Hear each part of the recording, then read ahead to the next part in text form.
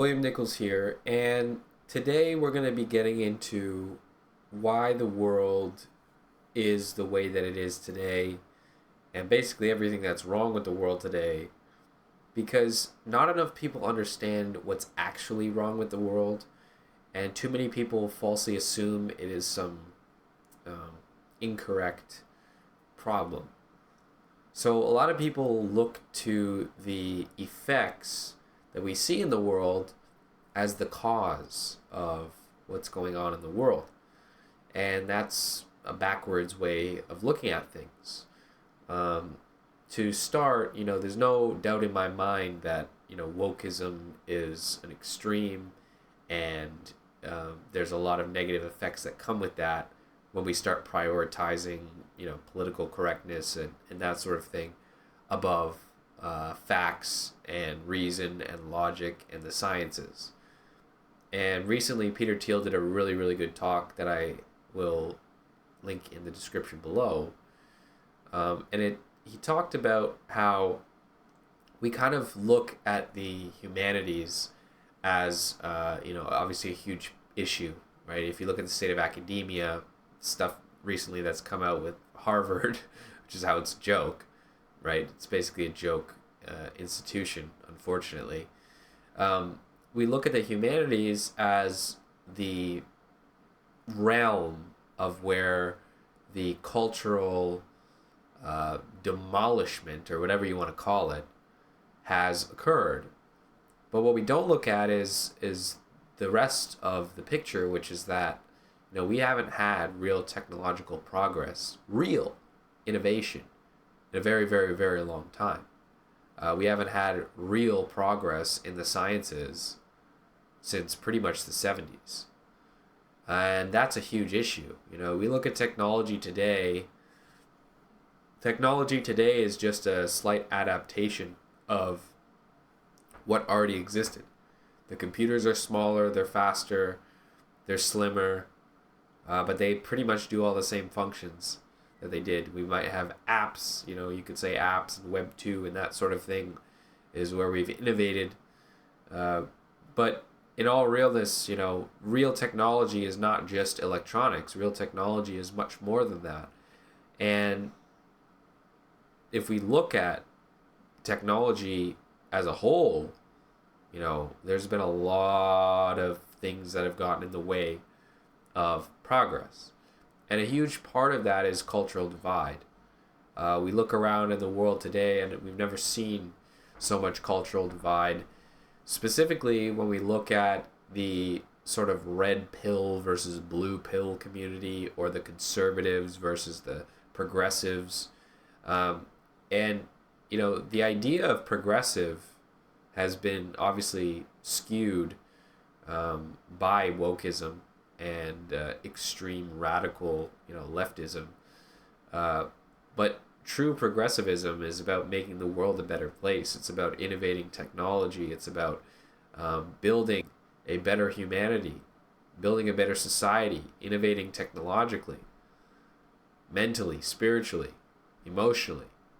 And when you look at the sort of impacts of the culture today, it hasn't really been that. It's been actually, by definition, sort of conservative in its thinking of wanting to hold us back collectively from making real progress at the expense of everything else. And that's a huge cultural issue, and there's other people that have talked a lot about that. I highly recommend you go check out Peter Thiel's talk on that. George Hotz has some interesting points to go about that as well. But what I want to talk about are to go into some of the more common issues that perhaps those watching would be able to relate a little bit more to, and that is some of these trends going on social media. So what I have kind of gathered here are just a few photos to illustrate some of these ideas. The first being this theme, and I know they did not come up with it first. Whatever, just kind of ripped off of the fresh and fit guys. But this whole theme of bringing on a bunch of women who have made obviously bad choices to be where they are, of basically prostitution, of OnlyFans,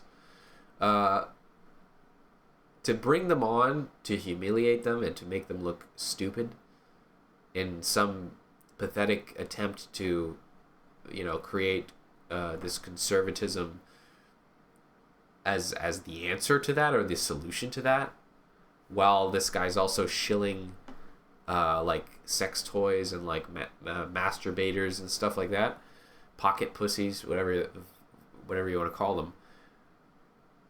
This is a huge part of what's wrong with the world.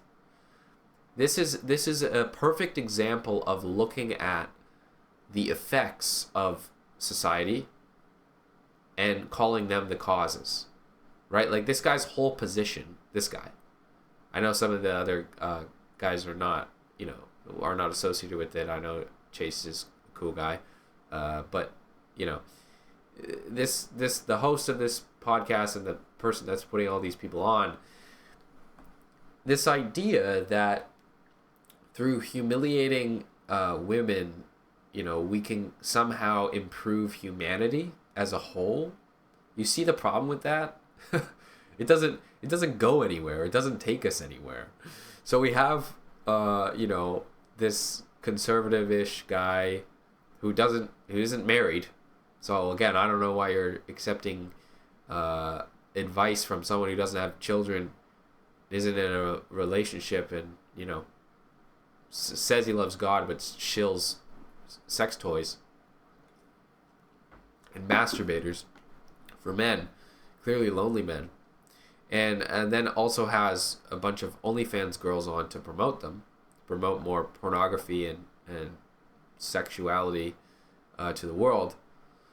And sexuality is not a bad thing, obviously, but the promiscuity that's associated with this and the negative effects of pornography are just do some reading, read the literature.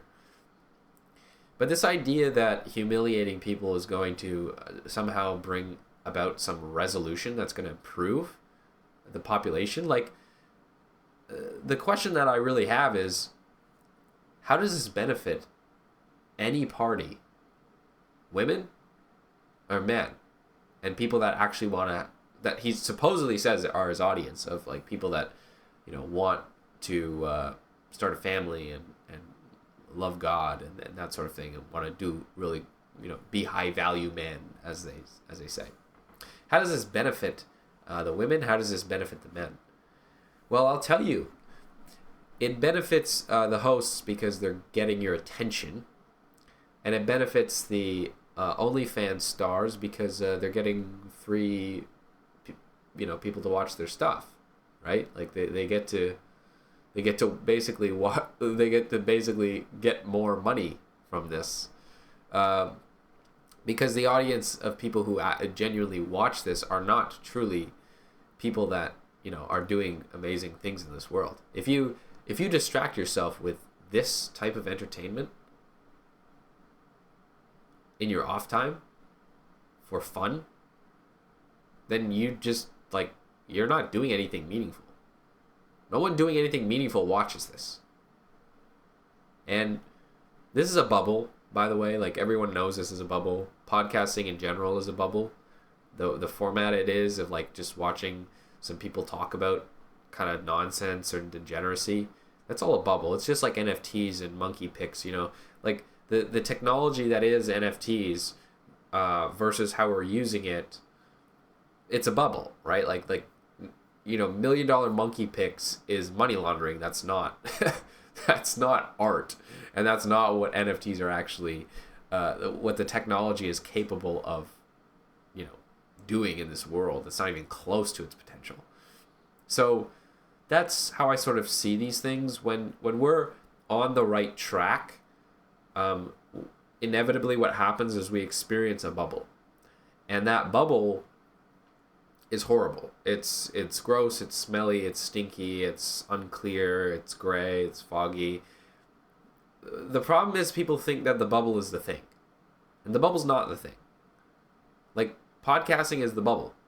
What's not the thing is documentation and just real chatting as if you were friends chatting, right? That's why streaming kicked off and is doing so well nowadays, right? Like, there's a reason streaming is the wave moving forward. It's because it's real, for the most part. You're not, there's this idea of like making YouTube content even, right? And hey, it's my video. Blah, blah, blah, blah. You have the Mr. Beast cuts and it's like ADHD overload. Even I was going through my thumbnails, not my personal thumbnails, but I was just going through my YouTube feed, and I was just seeing the chaos that is all these thumbnails competing for my attention. And what I noticed was it's the opposite of Zen. And human nature at its core is Zen. And I'll probably touch on this more in the future of like breaking this down more, but human nature at its core is Zen. And anything that's the opposite of Zen is the opposite of human nature. So it cannot last for a long period of time, right? That's number one. So something like this, I just don't watch because it's poison to the brain. And it also falsely gives you this idea that all women are on OnlyFans and that, being this like right-wing conservative Christian man is the solution to this. And we all most people have fallen into that trap that have come out on the other side. Like, I for sure went through a phase that I was like, I was just so done with the woke stuff that I assumed that, well, the opposite must be where I am, because I'm certainly not for, this weird stuff. So I must be for this side of the coin, right? But there's that classic line, the right wing and the left wing belong to the same bird.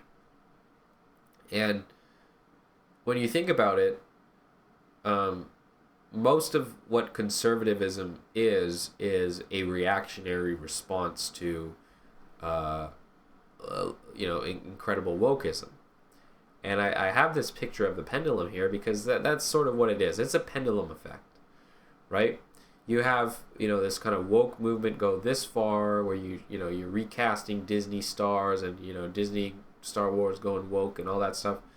And everybody, just like all the nonsense that doesn't matter. You have that on one side, and then you inevitably, the people that are not for this will inevitably go over here. But this isn't healthy either. Just like complete intolerance of anything ever is not healthy. Complete rejection of all progression is not healthy either. And on the right, it's not, I don't think rejecting wokeism is like a wrong thing whatsoever. I mean, it's obviously, that's not a sustainable practice, but on the right, you have this sort of like anti-technological rhetoric as well, which is not really helpful, because they assume like technology is all like spying on you and all that stuff, and it is. Like, no one's saying that it's not, and having more security is important, but that doesn't happen with less technology. That actually happens with more technology. So that's point number one. Point number two is this idea that like AI is going to blow up in our face and take over the world and all this sort of thing. Again, this is all this is like literally Marc Andreessen has some really good points on this. If you haven't read his little essay excerpt on the techno-optimists manual, it's a great little thread on Twitter if you want to take the time to watch that. I'm sure there's some summaries on YouTube as well to check out. But most of what we perceive to be AI has been based off of like Terminator propaganda, right? So we have this sort of like bias towards AI coming and killing us. If you've tried to paint a picture with DALL-E, it doesn't even get words right yet. You know what I mean? Like this idea that somehow overnight it's going to, AGI is going to happen, the singularity is going to happen, and then magically, we're going to be enslaved by machines. It's just not a reality. So there's a lot of propaganda on either side, right? Like there's a lot of propaganda on both sides that's just utter nonsense. And the problem with both sides propaganda is that it, for the most part, is anti progression. Like, for example, the right says that having babies is a good thing, which is I 100% support that, and I think everyone should start a family. And I think if there's one thing you can give the world in this life, it's children. And the next generation, because that's how we've lived as a species for however many tens of thousands of years we've been around for, or longer. So that part's right, but then it's like denying the other side of it, like technology and that sort of thing, or having this doomsday approach of like, the right has their own doomsday clock and the left has their doomsday clock. They're both like anti-future, basically, right? The right says, well, apocalypse and this and that, or the second coming of Christ, or revelations, or whatever sort of like rhetoric, the financial system collapsing and all this stuff. And there's validity in all of it, right? Like there's real reasons to be, aware of certain things going on, but not at the expense of the future, right? Like it's just such a cop-out. It's instead of solving the problems, it's just saying, well, it's all over anyway, so I better start prepping, It's like, it's just so it's so anti-future, it's anti-human. And then obviously, we have the actual anti-human movement of the sort of like wokeist philosophy of like, anti-life, really hardcore pro-abortion, and on top of the transhumanism sort of agenda and that sort of thing, all that. So both go against human nature, and I'm pro-human. I don't know about you, but hopefully you're pro-human too, which means that you can see that this pendulum that I've grabbed here is an indication of like where we're at. So we're, when culture moves this way and starts interrupting scientific progress and technological progress, then people push the other way. But the problem is we look at culture as the cause when culture is the effect. And, culture is like the indicator of where we've been, what we've been focusing on and thinking about. And it's sort of like how our emotions are an indicator of what we've been thinking about and focusing on.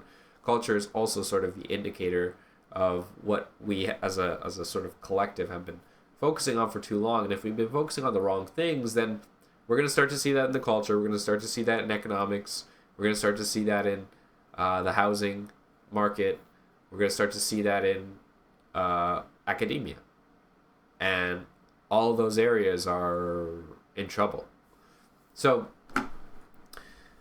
conservatism is basically this reactionary response to wokeism. The problem with that, though, is that it's not based off of truth. It's based off of reaction. And whenever you have something based off reaction, you're relying on the feeding of whatever is feeding you that reaction to sustain the rest of the momentum of the movement. So, Okay, let's say wokeism's eliminated overnight. Conservatism would find something else to point to give it meaning. It has to, right? Just like wokeism would need to transition into something else and require to blame the finger on the patriarchy or whatever sort of thing they're saying. I'm not trying to get too political here because I don't really care. I used to care. I just don't care anymore in regards to this argument of right versus left, and it's all nonsense. Where we want to be is here in this perfect balance point, to where we can understand that the future belongs to those who are truly pro-human. I mean, if you're not pro-human, then what are you?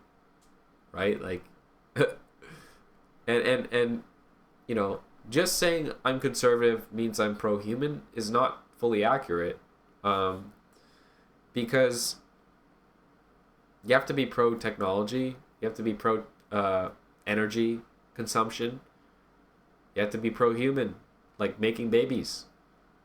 If you are to say you're pro-human, and that's by definition a progressive, because progressive means to progress ourselves forward, right? And so by definition, a real progressive is someone that wants to extend our generations for generations to come, and someone that wants to consume more energy. And I highly recommend you check out George Hotz's most recent. It's on the George Hotz archive on YouTube. His most recent live stream. It was really, really good with the whiteboard. And he breaks down the sort of conservatism and progressivism debate. So he does that in great detail in a very eloquent way. But some of these, the way that the pendulums swing, we have to come back into balance. And that starts with ourselves. It's not like relying on the culture to tell you what's what and who's who and, what's good, what's bad. All girls are sluts and, all men cheat, or, all men are incels, and it's all just rhetoric that doesn't get us anywhere, right? It's just noise. It's confusing activity with accomplishment. Nothing's getting accomplished. Like, shouting at a bunch of women and shaming them publicly, humiliating them. What does that do? Does that actually teach them anything? No. Does it help their situation? No. Does it show them the love of God? No. Does it help the men who suffer and struggle with women? We have the lowest sexual. This is the narrative, right? Like I always like to just let's just share the actual facts and research, right? Like,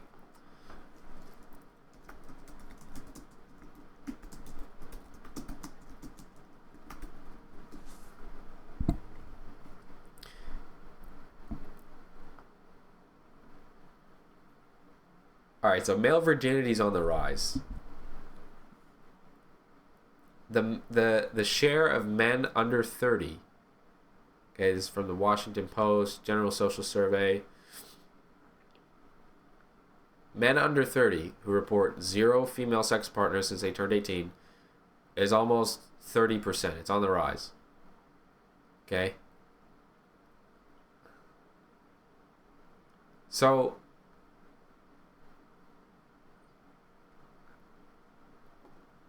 if all girls are OnlyFans girls and all girls are supposedly what a lot of conservatives like to call hoes, how is this data adding up?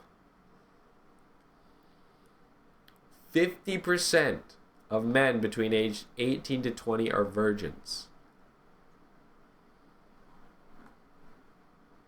Okay? Now, you might say this is also because of OnlyFans culture of men just watch porn now, and that's a fact. Porn consumption is on the rise.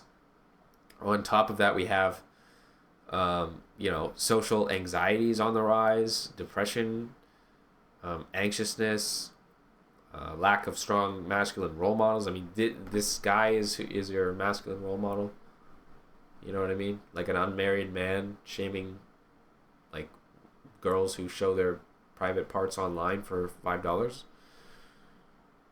So all this to say, and the reason why I'm bringing this all up is like the narratives that are being pushed are just not true, and most people are, say they don't have the time, but they just don't want to research into this to like come to the truth, which is that the truth is less people are getting married, less people are having kids, and that's a real problem. Virginity is not the issue. The issue is not having a family, not starting a family, not raising kids, and making babies. We're in a birth deficit. This overpopulation idea is a myth. It's not true. Japan's having a collapse right now. We can see it now. Look at the housing. That's a collapse. Old people are dying. Their homes are just empty and being left around. And you can buy them for like $5 and renovate them. And this whole point brings me back to how the red pill and blue pill idea has been like hijacked, right? Red pill is embrace the sometimes painful truth of reality. That's how it started. But what is it now? It's a joke now.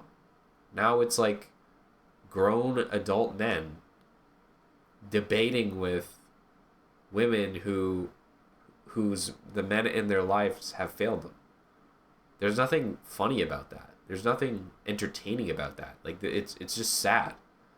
And instead of doing anything about it, these idiots just want to debate with these girls and get the attention of these girls all day. And have these stupid little clips of them fighting and arguing and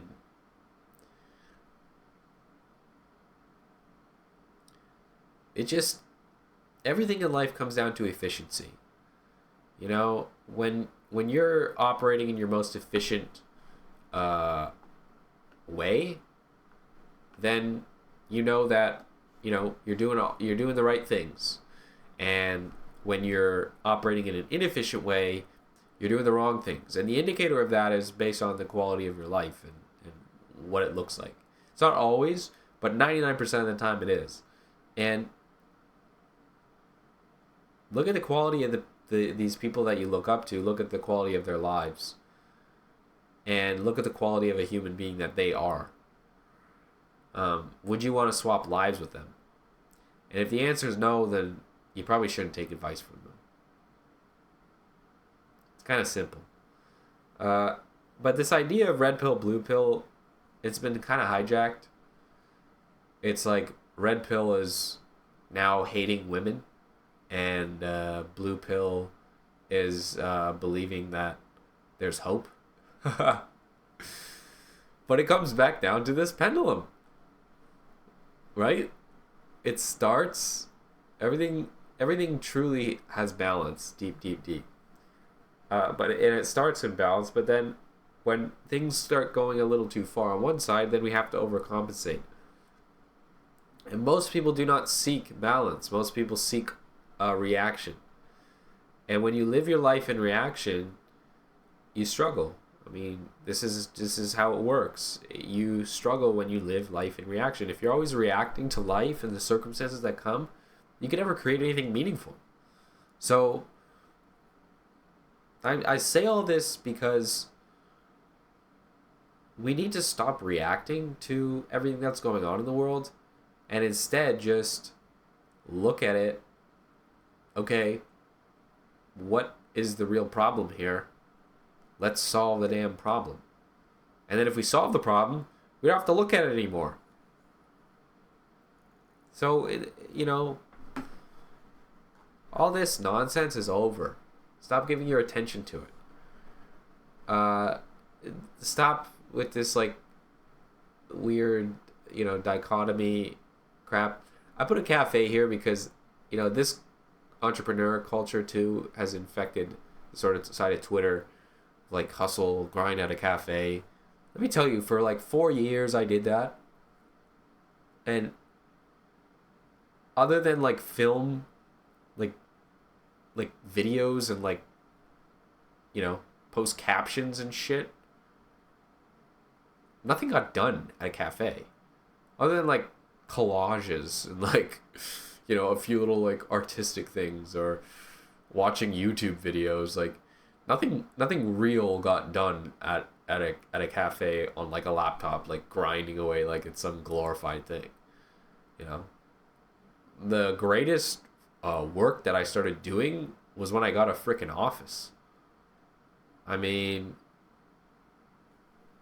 having your own. Do you not want to have your own space where you can control the music? You can control the level of silence in here. You can control the lighting. You can control how many monitors you have, how many cameras you have set up, all that. You know?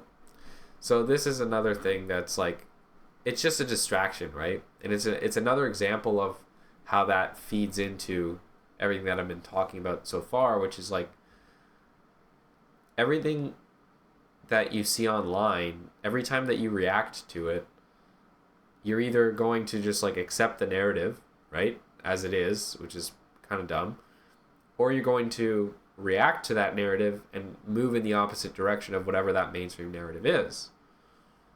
Both of these decisions are not made for the sake of making the decision because you've actually thoroughly thought about it, you've felt it in your body, it feels like the right thing to do, but rather because you're reacting to it or you're blindly believing. And that kind of basically like sums up wokeism and, you know, radical hardcore conservatism, right? Wokeism is sort of like blindly believing whatever, and conservatism is reacting to the people blindly believing whatever. And it's just like both are automatic responses that don't use much critical thinking. And so I think as a whole, we need to just restructure the way that we think about these things and stop going fighting. Like, stop fighting with, you know, oh, these people are evil, these people are evil, these people are authoritarian, these people are fascist, these people are communist, these people are blah, blah, blah, blah, blah. It's all a waste of time. You could be building something that's meaningful. You could be putting your attention and time onto, you know, something that actually has real meaning, real value, real purpose. You could be living your purpose. And instead you're wasting it, reacting, distracting, and blindly believing. So, the reason I wanted to make this video was because I hope that at least one person is watching this and is like, yeah, I've kind of been doing these things, and these are probably not the right things to be doing, but I've been doing them anyways. And if that happens, I'm happy. If it doesn't happen, then whatever. But we gotta make some serious changes to how we think in order to change how we live, in order to change the world. So, with that being said, I'm gonna wrap up this video, but it's been a pleasure, and as always, make sure you like and subscribe, and I look forward to being able to share more ideas that interest me, and hopefully you, in the future.